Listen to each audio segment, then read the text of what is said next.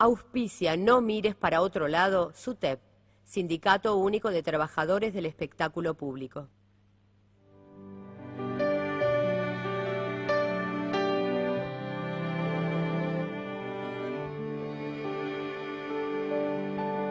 Todo está guardado en la memoria, sueño de la vida y de la historia. La memoria despierta para herir a los pueblos dormidos que no la dejan vivir, libre como el viento. Hola, ¿qué tal? ¿Cómo están? Muy buenas noches. Es martes 22:05. Estamos en la FM 93.9 Radio Palermo. Día, hora y lugar en que damos inicio a una nueva emisión de No Mires para Otro Lado, el programa de la Asociación Civil Martín Castellucci. Como tantos programas, voy a empezar diciéndote un nombre. Celín Tobías Musi, 17 años. Esta es la víctima de este fin de semana. Este es el pibe que fue asesinado en la puerta de un boliche en Montegrande. Tenía 17 años. Claro, era menor de edad. Lo que pasa es que cuando vos vivís en determinadas zonas, sobre todo el conurbano, 17 años ya no sos un menor, ya sos un tipo, porque Celín Tobías Musi, a pesar de sus 17 años, estaba acompañado por su novia, Rocío Correa, ya estaba embarazada de 8 meses. En un mes iba a ser papá. Celín Tobías. ¿Qué fue lo que pasó en la puerta del boliche Blondi, Dorrego 195, Montegrande? Bueno, una pelea entre pibes. Nunca se sabrá bien lo que pasó, como suele pasar en estos casos. El grupito en el que estaba Celín vio que había otro grupo que estaba haciendo lío, aparentemente avisó a quienes estaban encargados de la seguridad en la puerta de la proximidad de este grupo, no los dejaron entrar, los pibes se enojaron, hubo una pelea va, piña viene, un navajazo en el corazón. Celín Tobías Musi murió poquito tiempo después, y Bastián, que así se va a llamar su nene, no va a tener papá por estas cosas de la violencia de la noche. De esta violencia que seguramente no va a ocupar mucha primera plana de los diarios, te vas a olvidar rápido, como te olvidas de todos los pibes que mueren en estas circunstancias, pero que nos obliga a hacer algún tipo de reflexión sobre este tema, ya no preguntándonos por lo que te decía antes, qué hacía un menor en ese lugar. Este era un pibe ya de 17 años, pero que cumplía su rol de hombre, iba a ser papá, a pesar de que estaba estudiando, trabajaba, no vivía con su pareja, todavía vivía con sus papás. Pero ya para la vida era un hombre, porque dejó de serlo. Entonces yo me pregunto, no por la edad que tenía, sino quiénes estaban en la puerta del boliche Blondi.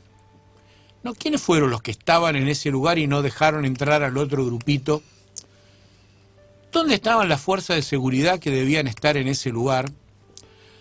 ¿Dónde estaban los famosos adicionales que trabajan para los boliches en la puerta? ¿Por qué, como suele pasar siempre, detuvieron a un menor, pero todos los amigos de Celín dicen que no fue el menor detenido el que atacó, sino que fue un hermano mayor, pero que se ofrece el menor porque sabe que no va a ser imputado? ¿Dónde estaba el Estado? Cada vez que se muere un pibe yo me pregunto, ¿dónde está el Estado? Y vos es que me fui a fijar por vicio, una definición, ¿no? Entonces dicen que el Estado es un conjunto de instituciones que poseen las autoridades y potestad para establecer normas que regulan una sociedad. Y sí, nosotros creemos desde la asociación civil en el Estado, que hay que trabajar con el Estado, que hay que fortalecerlo. Impulsamos una ley porque creemos que el Estado debe regular la actividad entre los hombres. Pero el problema es que el Estado no es un ente abstracto. Es un conjunto de instituciones que está ocupado por gente, por administraciones, por personas que ocupan cargos. Y el Estado no es un bloque, no es unívoco, no es homogéneo. Hay de todo en todas las gestiones. En las gestiones anteriores, en las gestiones actuales, hay de todo un poco. Yo siempre digo que en el camino que tuvimos que hacer vinculándonos con funcionarios, encontramos puertas que golpeábamos y no se abrían, encontramos puertas que se abrían y el tipo que estaba adentro se salía para sacar una foto con vos. Había tipos que estaban adentro que sacaban una foto con vos y charlaban amenamente un rato. Y que alguno de vez en cuando se disponía a escucharte, a dialogar y a tratar de construir algo en conjunto. Además, siempre cuando yo hago esta contabilidad me olvido de decir que hay algunos funcionarios que ocupan cargos en el Estado, en las distintas administraciones para hacer negocios. Siempre me olvido de contar esta parte, de tipos que se prenden, porque cuando el Estado regula, ¿sabés qué descubrí yo? Que cuando el Estado, como cuando nosotros impulsamos una ley regula, lo que incorpora es más socios al negocio. Y entonces el Estado deja de cumplir esa función de regular, de tener autoridad, de cumplir su ley, porque hay funcionarios que no escuchan este programa, porque miran para otro lado. ¿Sabés para qué lado? Miran para el lado de la guita, para el lado del negocio. Y hay de todo pelaje en todas las gestiones, porque en las gestiones anteriores encontramos quienes nos apoyaron y encontramos también quienes miraban para otro lado. Y ahora encontramos algunos que pretenden colaborar con nosotros y muchos que miran para otro lado. Muchos que están en el negocio. Porque me llama la atención que una gestión que se llena las bocas de la lucha contra la corrupción sea corrupta en la ineficiencia del cumplimiento de las funciones. Y cuando en el tema de la nocturnidad hay funcionarios que son ineficientes y corruptos en el cumplimiento de sus funciones, se mueren los pibes. Celín Tobías Musi, por ejemplo. Entonces creo que tenemos que replantearnos el tema del Estado, no como un abstracto, sino quiénes son los funcionarios en cada lugar que ocupan ese lugar y no cumplen con sus funciones y pactan con tipos que hacen negocios a partir de esas funciones. Porque ¿sabés qué? Si no voy a terminar pensando con otra definición que me encontré por ahí. Y yo no soy marxista, pero ¿sabés que encontré una linda definición de Marx sobre el Estado? Que dice que no es el reino del bien común, sino del interés parcial. No tiene como fin el bienestar de todo, sino de los que detentan el poder. Cuando los que detentan el poder son corruptos y no cumplen con sus funciones, esos, su bienestar funciona. Hay otros que no tienen bienestar y pibes como Celín no tienen vida. Yo soy Oscar Castellucci, esto No Mires para Otro Lado, el programa de la Asociación Civil Martín Castellucci, que cada martes hacemos con Oscar Merlo. ¿Cómo estás? ¿Qué tal? Buenas noches a todos. Con Ana Herrera. ¿Qué tal? Buenas noches. Maximiliano Perel nos pone en el aire, en los controles, Javier Fili en la producción y también en la coordinación de aire para hacer de esta una nueva emisión de No Mires para Otro Lado, programa en el cual ya te anticipamos en las redes sociales. Ya tenemos a nuestro invitado de hoy, nos acompaña Sergio Burnstein. Vamos a hablar ante la proximidad de un nuevo aniversario del atentado terrorista a la AMIA. Vamos a estar charlando con él un rato, pero antes Merlo tiene un par de noticias para compartir con vos que también tienen que ver con este tema de la violencia, que también tiene que ver con la ausencia del Estado, que no solamente pasa cuando mueren pibes como Celín, sino cuando golpean, cuando lastiman a otros, y lo seguimos mirando con absoluta indiferencia. Castellucci, la verdad que estas dos noticias son para sumar a todas las variables que estuviste desarrollando, porque en todas estas aparecen todas las ausencias que estuviste mencionando. Pero creemos que te sirve también dar nombres. En este caso tenemos que dar solamente nombres porque no hay apellidos en esta información de Chico, que una víctima de Brian en Palermo, en un boliche acá, el Bárbaro, de 25 años, también lo agarraron entre 3 hombres y una mujer, lo corrieron, lo atacaron a golpes y a patadas y lo desfiguraron. Esto queda en la calle Salguero. Claro, esto no es como recién hablamos, ¿no? Esto no es Luis Guillón. No. Es en la calle Salguero. Yo rápidamente dije, Salguero me sonó, pues, tú sabes que soy de La Plata, no soy de Buenos Aires, a veces me confundo con las calles, pero me acordé de Costa Salguero, que mencionamos todo el tiempo, y que hace poco tiempo murieron 5 chicos, y también hay la presencia activa de muchos, por lo menos, gendarmes y otra gente que evidentemente está en el negocio de la droga, generó las condiciones para que se murieran 5 pibes. En este caso no hay una muerte, pero sí una agresión terrible. Y realmente no tiene mucho sentido detallar, porque siempre nos encontramos con lo mismo. No estaban los que tenían que controlar estos desbordes. Y el otro caso en Rosario, otro lugar terrible, que lamentablemente siempre tenemos noticias. Y acá aparece Ismael, el otro era Brian, y este es Ismael de 19 años, también fue golpeado y robado por desconocidos, ahora sí, dentro del baño del boliche Blue. Ya entra a participar estos controladores, perdón, iba a decir, en Rosario seguramente que no hay controladores de admisión y permanencia, hay patóbicas, que evidentemente también miraron para otro lado y permitieron que en el baño de un boliche Blue le pegaran a este chico Ismael. El padre dice, también hicieron abandono de persona, nadie llamó al CIES debe ser un servicio de atención. De emergencia, sí. Dice, estoy realmente preocupado porque tampoco hay funcionarios que cumplen con su deber. Parece que lo hubieran estado escuchando, Rastelucci. Un papá que obviamente dice, si hay un ordenamiento en un lugar que está habilitado, tendría que haber algún tipo de control. Bueno, a Ismael lo desfiguraron en un boliche en el baño. Bueno, la noticia siempre, los funcionarios, el problema es cuando se encuentra con funcionarios ineficientes y cuando se encuentra con funcionarios corruptos. El problema más grave de esta sociedad en la que nos toca vivir en esta comunidad es cuando nos encontramos con funcionarios que son ineficientes y corruptos. Hacemos una pequeña pausa y seguimos con No Mires para Otro Lado.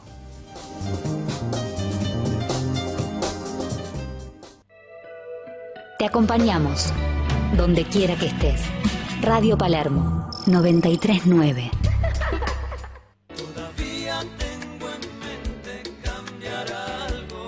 La diversión y la noche pueden ser más seguras, con trabajadores en blanco, capacitados en su labor, dentro de su convenio colectivo y con su obra social.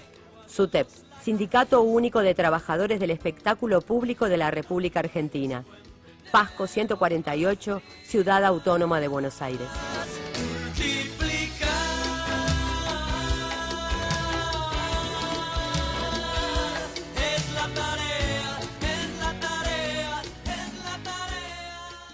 Que vulneren tus derechos es violencia. Abrí bien tus ojos.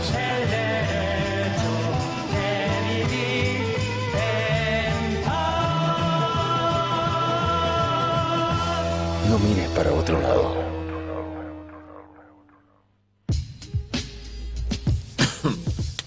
...17 minutos pasaron de las 22... ...estamos en No Mires para Otro Lado. ¿Las vías de comunicación, Merlo, las tiene a mano? ¿Querés comunicarte al 011-4899-1647... el Facebook, que hay bastante participación, la Asociación Martín Castellucci... tenemos el Twitter, @ACM Castellucci... y están viendo por YouTube RPLM 93.9 en vivo. Bueno, gracias, Merlo. Bueno, como te anticipamos, hoy vamos a abordar un tema que quizás sea complejo. El programa nos va a servir para tratar de entenderlo de la mejor manera. El próximo lunes se cumplen 22 años del ataque terrorista a la Asociación Mutual Israelita Argentina, a la AMIA, en la calle Pasteur. 85 muertos, más de 300 heridos. 22 años. 22 años de impunidad. Y invitamos, como hicimos en alguno de los aniversarios pasados otra vez, a compartir con nosotros la charla a Sergio Burnstein, que es de una de las organizaciones de familiares y amigos que se han creado en torno a este hecho terrible, que es 18J, familiares y amigos y víctimas del atentado contra la AMIA, porque queremos charlar con él, que sirva esta proximidad el próximo lunes de este nuevo aniversario para reflexionar sobre este tema, para tener información, sobre todo, no solo del hecho mismo y de la historia del hecho y de qué ha pasado y qué no ha pasado en estos 22 años, sino de algo que también te anticipé en el Facebook y quiero que incorporemos en algún momento de la charla con Sergio, y es algo que me llama mucho la atención, que frente a tanta preocupación de muchos medios por el tema judicial, que todos los días está en la tapa, la casi ninguna información que hay sobre el juicio del encubrimiento al atentado de la AMIA, que pasa casi en un silencio y en un segundo y tercer plano bastante llamativo, y que creo que tiene que ver también con la historia de ese atentado, con lo que ha pasado y con lo que no ha pasado estos 22 años. Sergio, gracias por acompañarnos. Gracias a ustedes por llamar. El público se renueva permanentemente, digamos. Nos has acompañado hace un par de años en la conmemoración de lo que fue el 20º aniversario. Y es bueno, recordar el hecho desde el principio y que recordamos estos 22 años en el tiempo que nos da el programa, ¿no? ¿Cómo se da lo del atentado, vos perdiste en ese atentado a tu esposa, Rita, a la mamá de tus hijos, ¿y cómo se incorpora a tu vida una tragedia de semejante magnitud social en tu vida personal?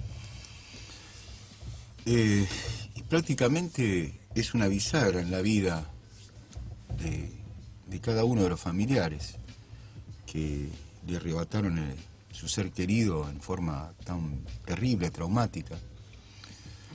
Es otra vida. Yo creo que, más aún los que estamos permanentemente de pie, tratando de obtener, como un poquito como vos dijiste recién, que el Estado le devuelva la dignidad a los muertos, que de la única manera que se le devuelve la dignidad es con la verdad verdadera, un juicio y castigo a los responsables, para que puedan descansar en paz ellos, nosotros, la sociedad toda argentina, de esto tan terrible que fue el atentado a la AMIA y el atentado a la Embajada de Israel. 2 años antes, ¿no? 2 años antes. 24. En marzo, exacto. 92, marzo 92 en la Embajada, y 94, en julio 94, el atentado a la AMIA. Porque esto desnuda lo que es el Estado argentino. Y nos obligó, porque no hay otra palabra, a ser militantes por la vida, a tener que estar de pie todos los días para tratar de que no los olviden, que la indiferencia no los vuelva a matar y que se les haga justicia. Para denunciar inclusive a todos aquellos que, como bien vos dijiste, hacen negocio y que no tienen ningún miramiento, ni se ponen colorados por hacer negocio con los muertos. Y negocio no es solamente hacer dinero, negocio también es tomar posiciones políticas. Negocio es abrazarnos a los familiares, como les ha tocado a ustedes. Gran abrazo, todo uno se va confiando y cerraron la puerta y se olvidaron. Y en donde uno se descuida, cuando uno va y tienen que votar para poder apoyar alguna medida que surge, votan en contra. Porque votan políticamente, no votan por las víctimas. No votan por otra cosa. Lo que menos les importa son las víctimas.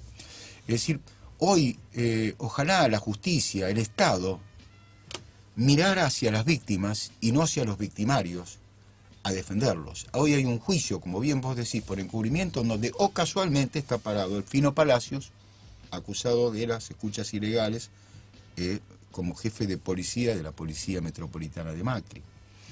Está el señor Beraja, expresidente de la DAIA. DAIA y AMIA, socios del gobierno hoy de turno, propulsores del juicio en ausencia, es decir, juzgar a los supuestos autores intelectuales y materiales del atentado, que son ciudadanos iraníes, en ausencia. O sea, nulo. Y por supuesto, es decir, ¿cómo vas a juzgar en ausencia si vos le quitas el derecho de la defensa al otro? Claro, es que aparte no existe, por eso no existe el juicio en ausencia. No está contemplado en la Constitución argentina. No solamente lo van a aprobar, sino que lo van a hacer con mirando hacia atrás, cuando una ley que se dicta es de aquí a partir de que se dictamina no retroactiva. Y comienza todo lo que pueda abarcar esa ley. No, para un esto hecho es retroactivo. ocurrido a partir de ahí. Esto va a ser para un hecho anterior. Es el compromiso que asumió la dirigencia comunitaria, que se dice actuar en nombre y por nuestros hermanos, por las víctimas, y se arrogan la potestad de decidir por sobre los familiares. Y lo único que perdieron ellos, les guste o no les guste, son ladrillos. Y los ladrillos se volvieron a levantar. Lo que nunca van a poder levantar son las víctimas.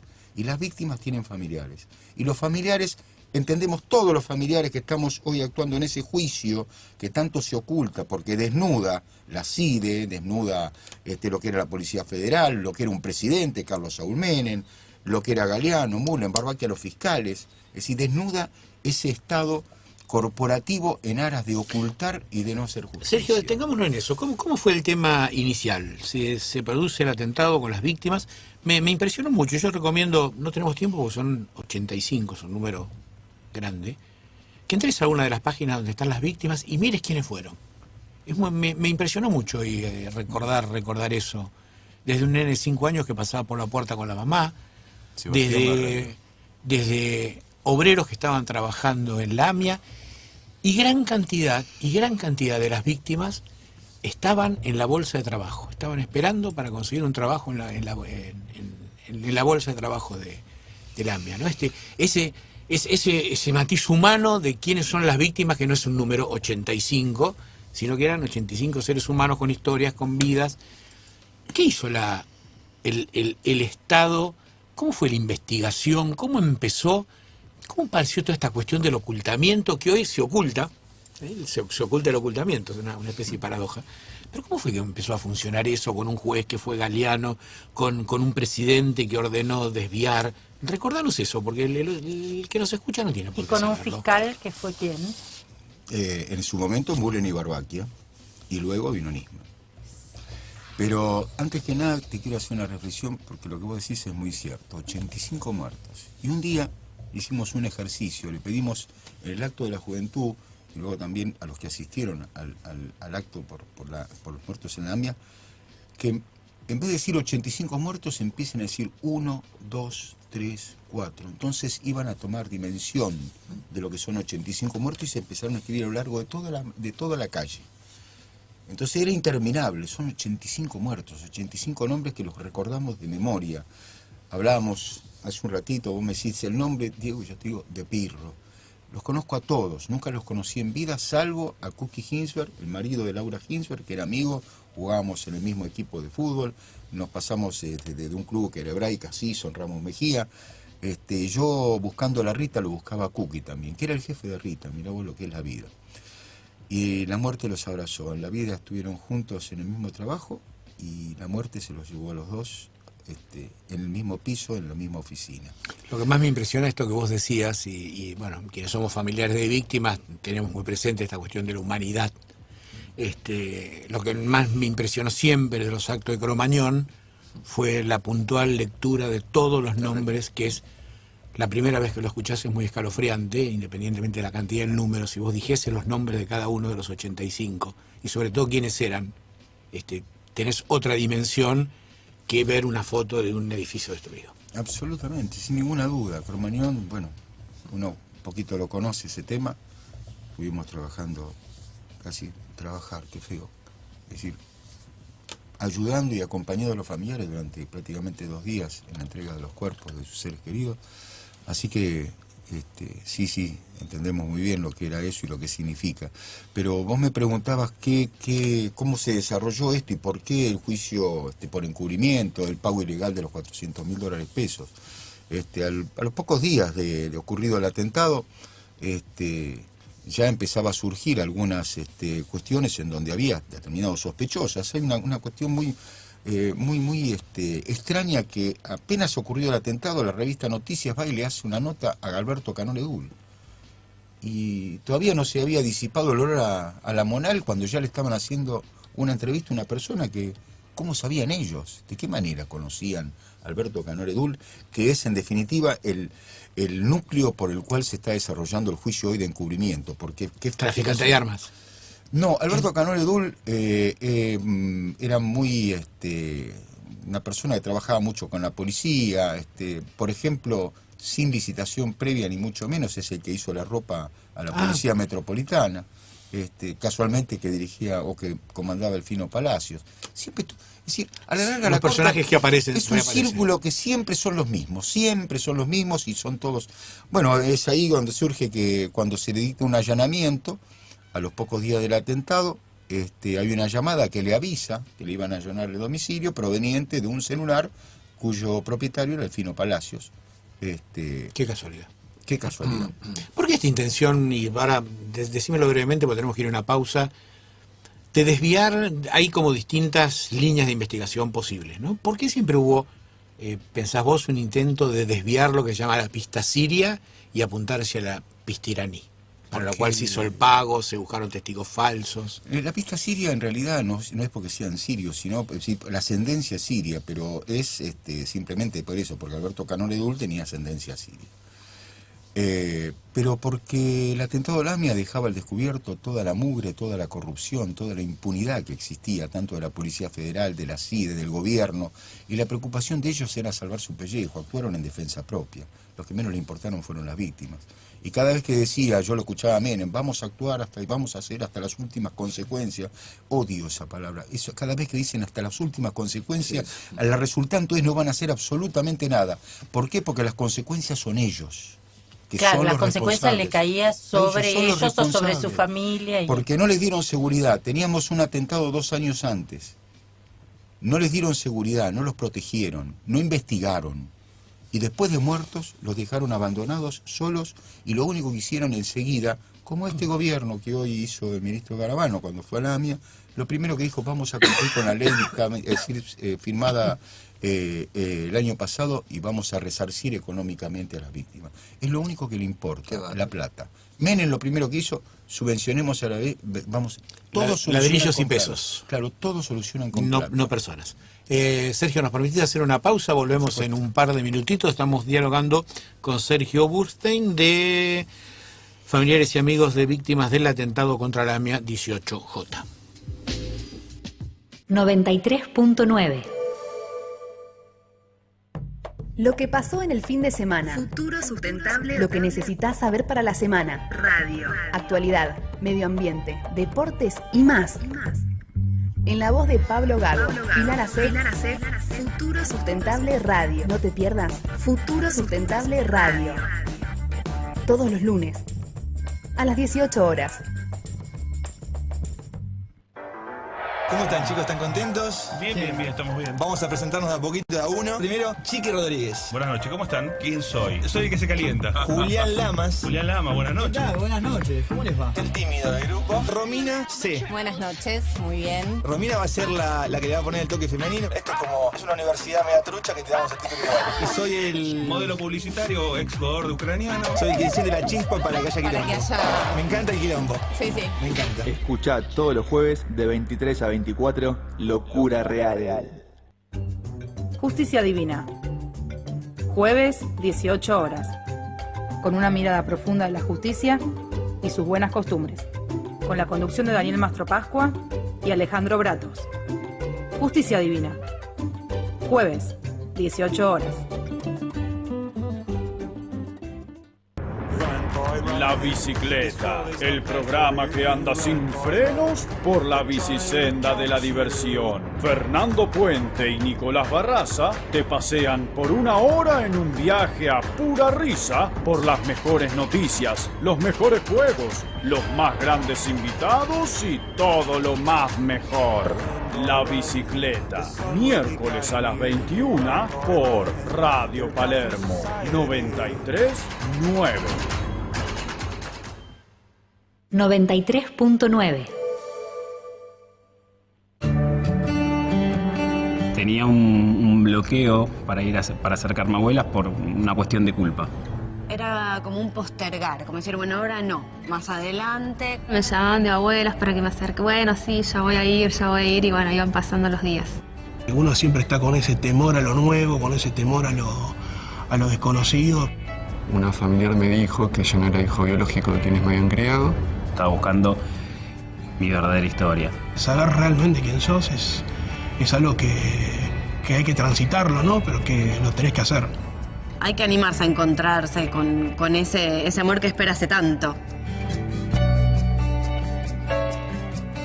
Si naciste entre 1975 y 1980 y crees que podés ser hijo de desaparecidos, comunicate con Abuelas de Plaza de Mayo. 011-4384-0983 www.abuelas.org.ar.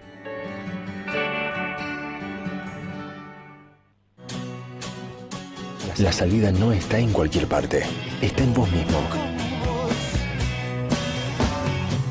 No mires para otro lado.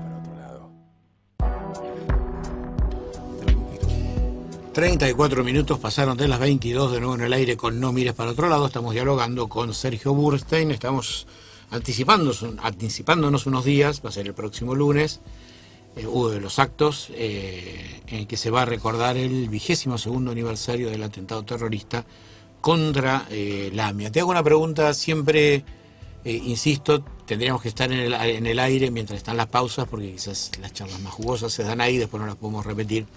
Pero te pongo un nombre sobre la mesa para que retomemos la charla. Jaime Estiuso.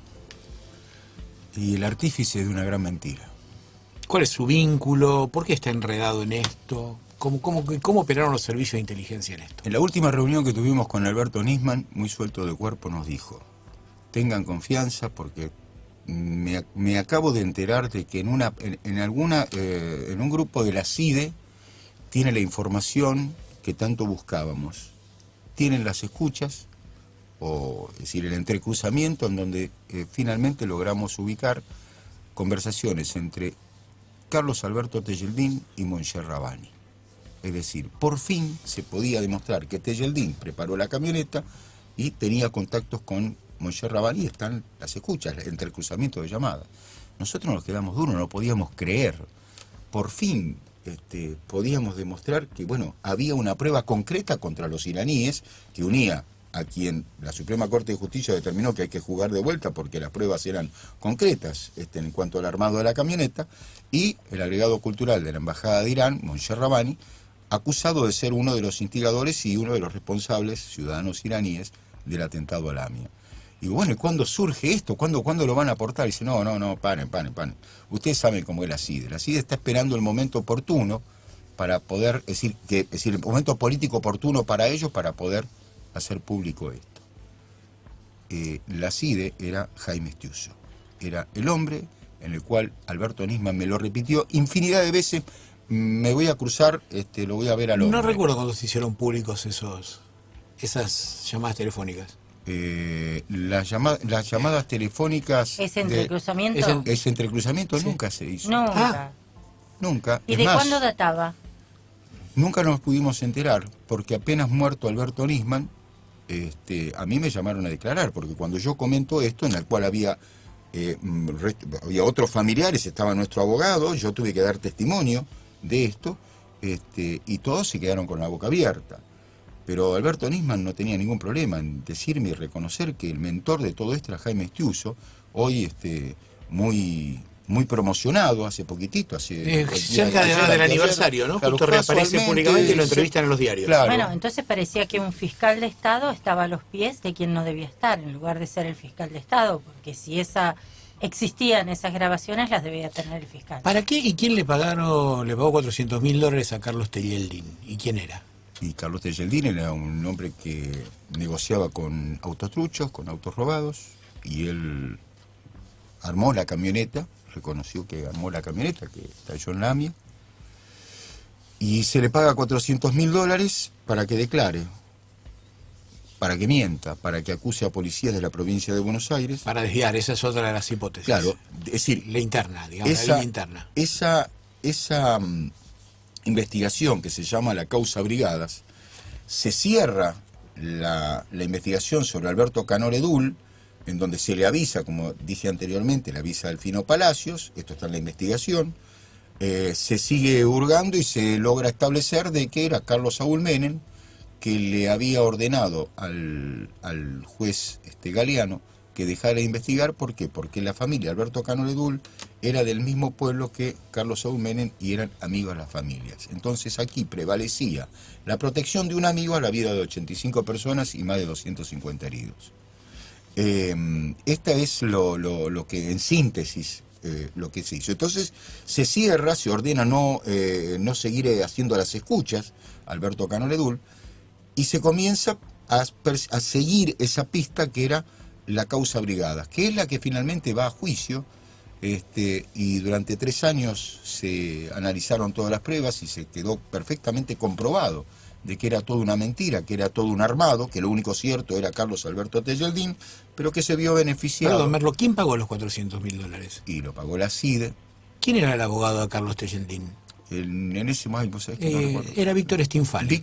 Claro. Stinfali. ¿Te acordás que te hablé de Víctor Stinfali y de las gauchadas, cómo se devuelven impunidad por impunidad el martes pasado? Mira cómo todo se cierra. Sí, una vez yo en un programa de radio con Stinfali me dice, no, pues si ustedes supieran las amenazas que tiene y el miedo que tiene este hombre, por eso era recién, apenas poco tiempo del atentado. Digo, no sé qué tanto miedo tiene. ¿Qué miedo? Si supuestamente vos me decís que ya declaró, ¿qué miedo puede tener de seguir hablando? Entonces quiere decir que tiene más para decir. Sergio, y claro que tenía más para decir. ¿Es posible enmarcar este atentado en un contexto más internacional de participación de otros países también? Mirá, lo que es la pista, lo que es oficial es los ciudadanos iraníes, el Estado iraní. Y yo quiero dejar en claro antes que nada que yo no estoy diciendo que no fue Irán. lo único que estoy diciendo y repitiendo hasta el hartazgo, aunque muchos se enojen y me llamen traidor, que vendí la sangre de la mamá de mis hijos, y lo hago personal, porque nos han dicho a todos, pero en este caso hablo en forma personal.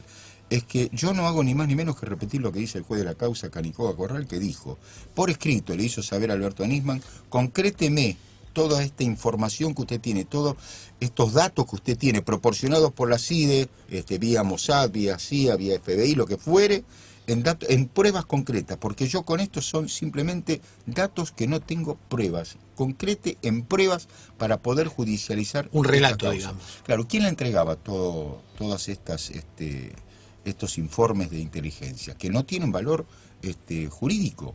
Es decir, es el inicio, a una persona le entregan una información, un dato de inteligencia, para darle la posibilidad de que desarrolle eso, investigue. Que investigue y encuentre las pruebas. Que encuentre las pruebas para concretarlo. Bueno, estas pruebas y todo esto, ¿quién era? Jaime Estiuso. El que hoy se desgarra las vestiduras porque lamentablemente tuvo su teléfono en vibrador y no lo pudo atender en todo el fin de semana, y cuando vio la llamada tampoco lo llamó. Toda esta farsa que se está haciendo, en donde han creado una división impresionante en la sociedad argentina, que lo mataron, que se suicidó, que esto, que lo otro. Lo cierto es que lograron su cometido. Pusieron a Alberto Nisman adelante de la causa y adelante de los muertos. Hoy importa más Alberto Nisman, y claro que importa, por supuesto, nadie se puede dejar de reconocer y sentirse dolido por la muerte de un ser humano, sin ninguna duda. Pero hablando desde lo que es la causa, primero Alberto Nisman. Y le voy a decir algo para que entiendan lo que sentimos por el tema de Alberto Nisman, pues nosotros sabíamos quién era Alberto Nisman y qué era lo que estaba haciendo la causa. Lo que no estaba haciendo la causa, porque se lo exigíamos, y nosotros estábamos pidiendo que se lo separara de la causa como fiscal. Nosotros estábamos a días de hacer la presentación después de ver todo lo que había hecho y la denuncia que había él presentado. ¿Y por qué la denuncia en contra de la Presidenta y del Canciller? ¿Por qué? Porque en esa misma reunión donde él nos cuenta lo de la CIDE, que esperaba los tiempos políticos oportunos para hacer las denuncias de lo que venían averiguando, supuestamente, él también reconoce que a mí me había llamado por teléfono para amenazarme, diciéndome de que me iban a hacer una causa por encubrimiento, por mi defensa del memorándum y por mi actitud con respecto a la pista iraní. Que no termina, y lo reconoce delante de los familiares, que él lo había hecho, y me dijo, pero al final quedó en la nada. Es decir que, por suerte, no me puso en la acusación que habían comenzado a escribir en el 2013 contra la Presidenta, contra el Canciller, porque decían que el memorándum no era ni más ni menos que favorecer a Irán. Y en realidad lo que les preocupaba es que el memorándum habría una posibilidad de que pudieran declarar, o se los pudiera indagar a los iraníes, y no sea que el juez se encuentre en la necesidad de no poder procesarlos, porque con lo que tenía no alcanzaba. Sergio, pero ¿cómo estos que estaban armando una causa? ¿Cómo se puede explicar? Porque están escuchando gente que dice, ¿cómo se está armando?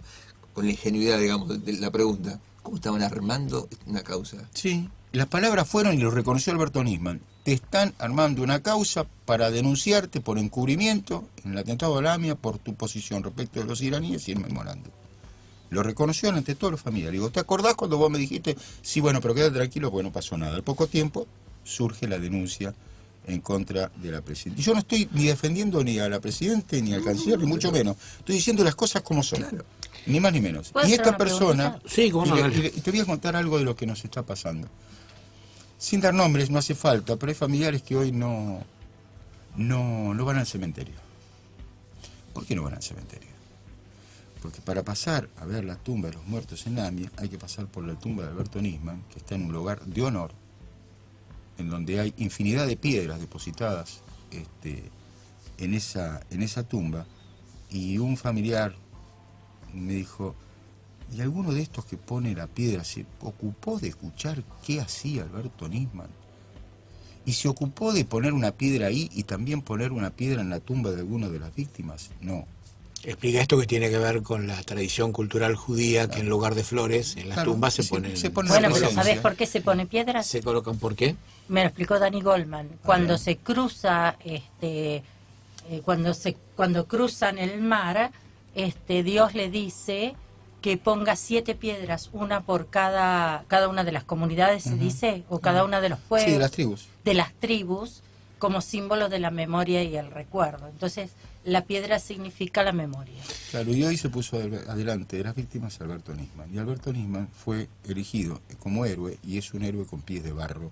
Porque si alguien quisiera escuchar la verdad, que la verdad para la gente, para el pueblo, para muchos, para la gran mayoría es como la poesía. Todo el mundo aquí lee poesía. El 25% odia la poesía. Bueno, la gente le molesta cuando le dicen la verdad. Porque cuando escuchan la verdad, que no se compadece con lo que ellos generaron, o leyeron, o se hicieron su historia, sos traidor, estás mintiendo, estás abandonando la causa. Te pagaron para mentir. Eso es lo más terrible que nos toca vivir. Estamos escuchando en No Mires para Otro Lado a Sergio Burstein, de la Asociación de Familiares, Víctimas y Sobrevivientes del Atentado a la AMIA 18J. Hacemos una breve pausa y seguimos charlando. 93.9.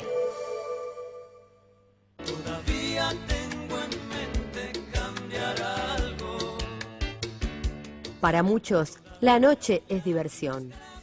Para nosotros es trabajo, responsabilidad, seriedad y compromiso. SUTEP, Sindicato Único de Trabajadores del Espectáculo Público de la República Argentina.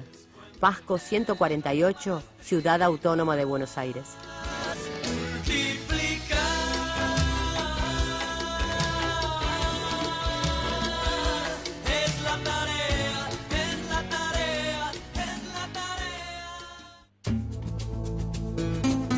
El dolor y la injusticia están en todas partes.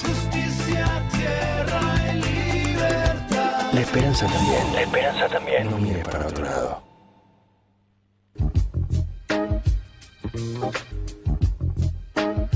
...22:47... último tramo de No Mires para Otro Lado, que va a ser cortito porque hoy tenemos un final distinto para nuestro programa. Estamos dialogando con Sergio Burstein de la organización 18J, estamos hablando del próximo aniversario del atentado terrorista a la AMIA. Tenía una pregunta Ana Herrera y después tengo una pregunta cortita dijiste, y después Sergio, vamos a ir al final del programa.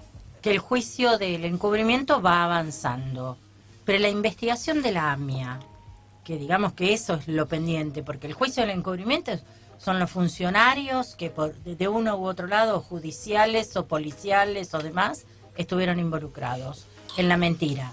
Pero el juicio, la investigación de la AMIA, ¿avanza? Mirá, lo que es la causa madre, el atentado en sí, más allá que hay fiscales nuevos que suplieron luego de la muerte de Alberto Nisman. ¿Están dedicados al juicio nuevo?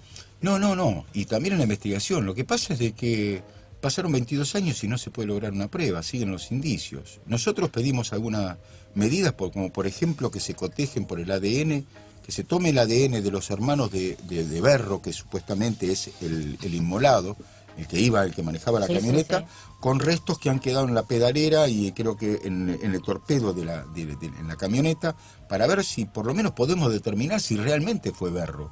Porque cuando vuelve Alberto Nisman de Estados Unidos a tomar declaración a los hermanos, nos mostró y dice, esta es la foto del que mató a sus familiares. Y después al otro día surgió que los hermanos dijeron, no tenía nada que ver. Nos dijo todo lo contrario de lo que figuraba. Es decir, entonces está tan plagado de dimes y diretes, de mentiras, de ocultamiento, de encubrimiento, de desviaciones, que nos llegamos a preguntar, ¿y por qué es que después de 22 años, más allá de todas las pruebas que se prendieron fuego, no podemos lograr algo que determine la responsabilidad de los iraníes? ¿Por qué no se empieza a abrir un poco la cabeza y la investigación para ver conexión local? ¿Cuántos datos no se hicieron, no se investigaron? ¿Por qué siempre, es decir, y ahí está la figura de Estiuso, siempre apuntando los iraníes, que en definitiva son serviles en esta acusación, tanto para Israel como en su momento para Estados Unidos, para declarar que el Estado iraní es un Estado terrorista y una serie de cosas. Y hoy Estados Unidos firmó un acuerdo nuclear con Irán, entonces ya no es tan así. Queda Israel y la dirigencia comunitaria que sigue insistiendo como si fueran los que, como dije antes, realmente representan a las víctimas. Y lo único que representan es a nadie. Lo único que representan es catapultarse para obtener puestos políticos, como lo hicieron algunos que hoy son diputados en el gobierno, como algunos que permitieron que se nos diga traidores, como algunos que otorgaron la posibilidad de que no podamos hablar más en los actos, porque les molesta la verdad.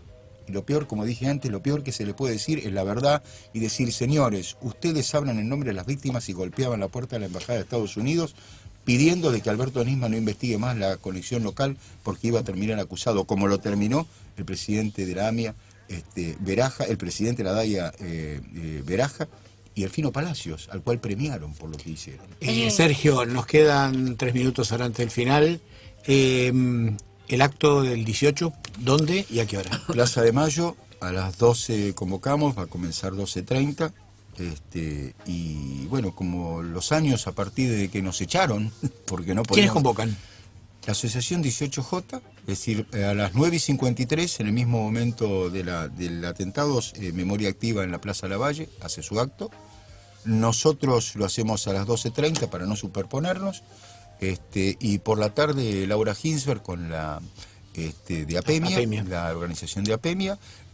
No tengo la dirección, por lo menos yo no me enteré, pero sé que es en un lugar cerrado, que también va a ser su acto como todos los años, y cada uno va a decir lo que siente, y sin ninguna duda, más allá de que podemos tener diferencias o matices, sin ninguna duda, todos buscamos lo mismo, es decir, la verdad. Sergio, ¿cuántos hijos tenías con Rita? 2, Mariano y Romina. ¿Qué te dicen tus hijos hoy? Que deje, que no siga, sí, que me dedique a la familia que abandoné hace 22 años. Que no tiene sentido, porque en este país, y como están dadas las cosas, no vamos a llegar nunca a nada. Y que saben que uno dio mucho y han pasado muchas cosas muy, muy duras, en las cuales no hace falta, porque no me quiero poner en víctima, porque las víctimas son 85, yo no soy víctima, pero que se hace muy difícil. Me dijeron, papi, larga. ¿Vos no pensás eso? ¿Cómo? ¿Vos no pensás así? No, para nada, pero es muy difícil ver la cara de los hijos cuando te dicen, mirá, diciendo esto lo que nos pasa, mirá, cada vez que hablas tenés este problema, y queremos vivir felices, con el recuerdo y con esa mirada en la cual siempre digo, nació mi nieta Ana, y en los ojos tanto de su mamá como de su hermano Mariano, los hijos de Rita, la felicidad era plena, pero había un destello de tristeza, porque la felicidad no era completa, porque no estaba la abuela. Y fundamentalmente porque para la AMIA continúa la impunidad después de 22 años y no hay justicia. Por eso nos queremos sumar y cerramos nuestro programa de hoy agradeciéndole a Sergio que nos haya acompañado. Queremos cerrar este programa rindiéndole no solo un homenaje a las víctimas del atentado terrorista, sino sumándonos a un muy hermoso pedido de justicia que queremos compartir con vos.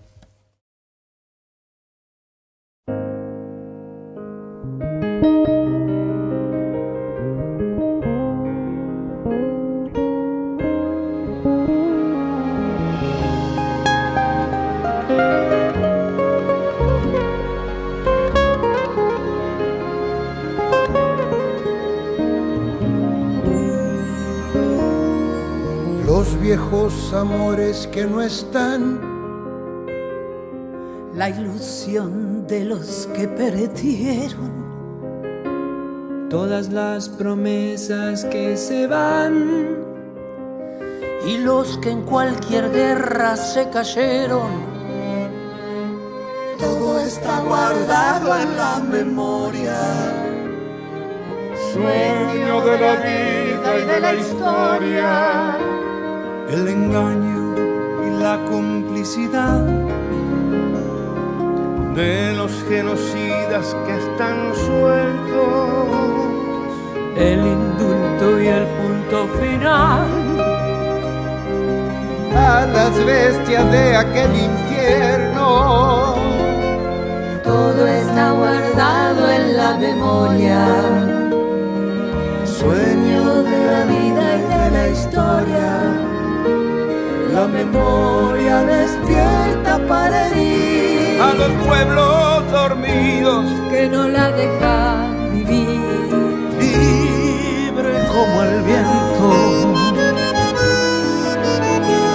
Los desaparecidos que se buscan con el color de sus nacimientos, el hambre y la abundancia que se juntan retrato con su mal recuerdo.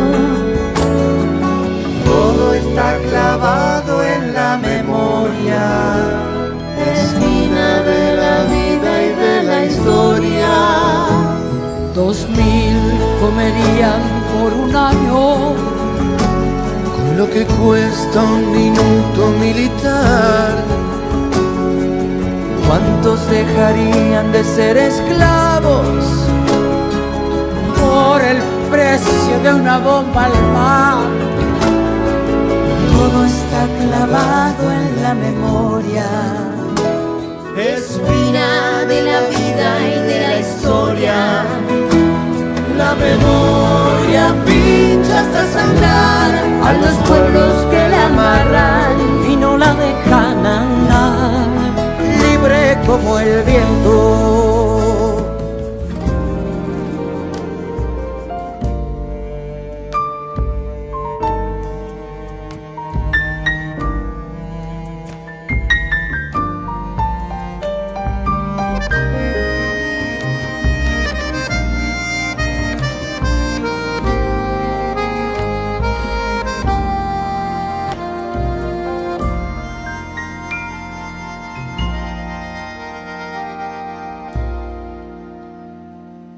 Todos los muertos de la AMIA, todos los muertos de la AMIA, Todos los muertos de la AMIA, todos los muertos de la AMIA, los de la Embajada de Israel, el poder secreto de las armas, la justicia que mira y no ve, todo está escondido en la memoria, refugio de la vida y de la historia.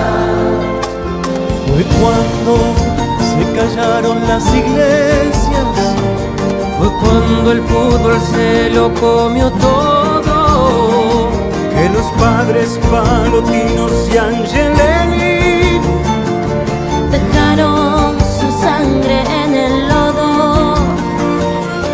Todo está cargado en la memoria, refugio de la vida y de la historia. La memoria estalla hasta vencer a los pueblos que la aplastan y que no la dejan ser, libre como el viento, libre como el viento. La Habana, Chico Méndez en Brasil, 150.000 guatemaltecos, los mineros que enfrentan al fusil, represión estudiantil en México. Todo está cargado en la memoria, arma de la vida y de la historia. América con almas destruidas, los chicos que manda el escuadrón, el suplicio de Mujica por las villas, dignidad de Rodolfo Bohr. todo está escondido en la memoria, arma de la vida y de la historia. la memoria apunta hasta matar a los pueblos que la callan y no la dejan volar, Libre como el viento y no la dejan volar. libre como el viento. Justicia. Justicia. justicia, justicia, Justicia. Justicia. Justicia. Justicia. Justicia. justicia, justicia, justicia, Justicia. Justicia. justicia, Justicia. Justicia. justicia, justicia, Justicia. Justicia. justicia, Justicia. Justicia. justicia, Justicia. justicia. justicia.